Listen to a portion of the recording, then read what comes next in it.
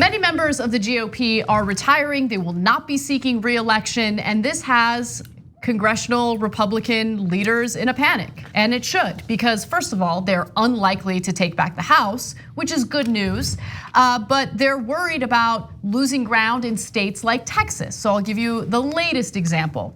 Representative Kenny Marchant, an eight-term lawmaker from the Dallas-Fort Worth suburbs, said that he will not seek re-election in 2020.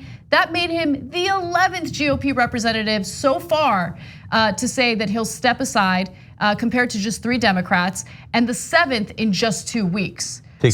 Yeah, they're like tick, dropping like flies. And I'm gonna get to a quote that I love in just a second. But part of the reason why they're doing this is because they don't agree with Trump in some cases, and they feel like they can't really communicate that with constituents or with voters, because the right wing, specifically the Republican voters, love what Trump is doing.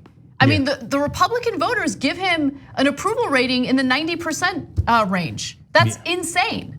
They've met the cliff. So let me break it down further. When I saw the headline, Texas Republican congressman retiring, I was like, why they put up this headline from 3 days ago again? Because Will Hurd, another Texas Republican congressman, had announced about 3-4 days ago. Turns out, no, it's totally different. Kenny Marchant. In fact, 4 Republicans in just the state of Texas have said they're gonna resign. Why the state of Texas? Because tick. First of all, Beto almost beat Ted Cruz, missed by under 3 points. Statewide, that means they are in massive trouble. Then in this particular district, this Marchant won in 2014 by 33 points. Well, that's a super safe Republican district. Well, in 2016, he won by 17 points. Well, now that's still really safe, but that's half the margin he did before. How about 2018? Only won by 3 points. Tick. So the demographic in Texas is changing considerably. This is what we've all been waiting for, okay? So we're talking about younger voters, we're talking about diverse voters. And so with that demographic shift, this is why you hear all of the panicky language from the right wing, right? Because they're concerned about diversity making them completely irrelevant.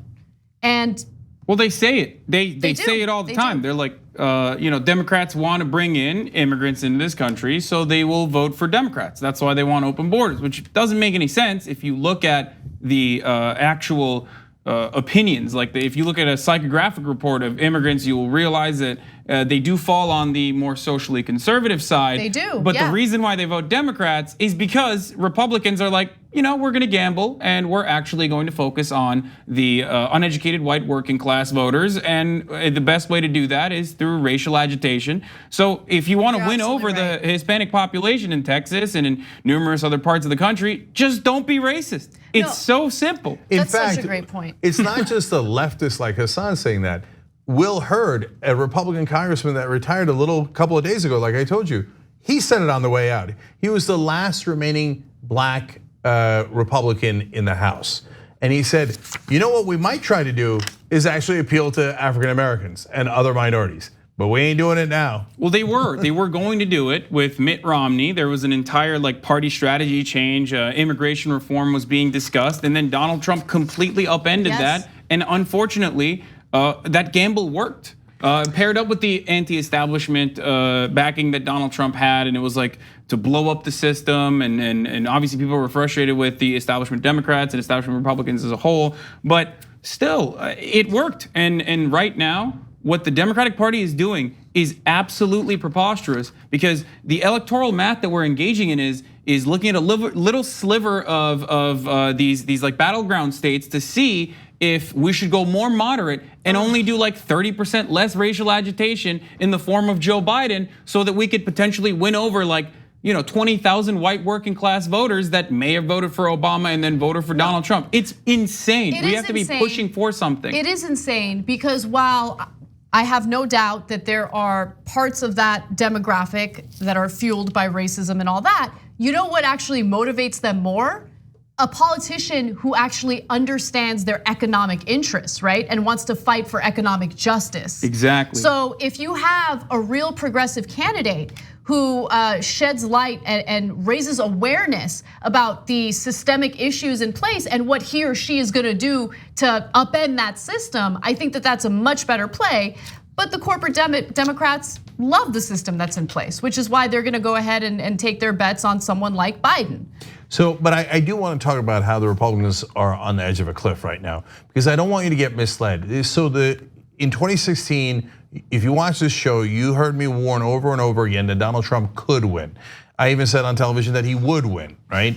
And so why was that? Because I saw the populism rising, and as it has risen all across the world. But right now, the opposite problem exists, where he is overestimated. And now people are assuming that the whole country is like 75% of the country is racist. And I actually don't think so. It's at least as outwardly racist as Trump and his base, right? And so this strategy is a time bomb for the Republican Party, and the bomb's about to go off. This guy, when he was retiring, Marchand, he was like, I'm not even giving an excuse. I'm just done with this. Like normally they're like, oh, I tripped my ankle, my wife, my family, I gotta go take a lobbyist job, whatever, right? He's like, no, I'm just leaving, I can't take it anymore, okay? And so that's like, and so that goes to Anna's point about the Republican base is driving them off a cliff. Because think about the vicious circle that this creates. The Republican base, as it gets smaller, votes for uglier and uglier candidates, which have a smaller and smaller chance of winning a general election. Now the Democrats are so far to the right, they can go to the left forever and ever and still not hit the center, right? But the Republicans are right on the edge of the cliff on the right wing. So when their base pushes them over the cliff, they have no chance of winning.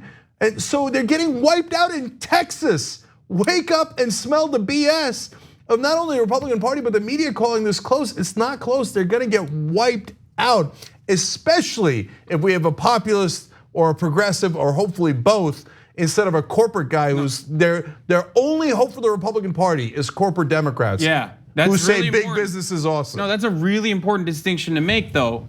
Counting on the fact that Republicans are going to fall off a cliff is exactly what the Democratic establishment members want. They're like, okay, we'll go moderate. Republicans will go crazy and will score minor victories, like marginal victories in Rust Belt states and wherever it matters. That's not what we should be doing right now, because that's still entirely too dangerous.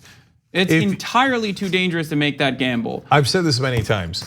If the Democratic Party picks a progressive as their candidate, they will absolutely landslide Donald Trump. 42 states. I said it from day one of the Trump administration. He is miserably unpopular, but you don't let him stay on the edge of the cliff, you push him off politically. On the go? Don't worry, we got you covered. You can still listen to TYT at our new podcast network. Find us on Apple Podcasts, the Google Play Store, or at tyt.com/podcast.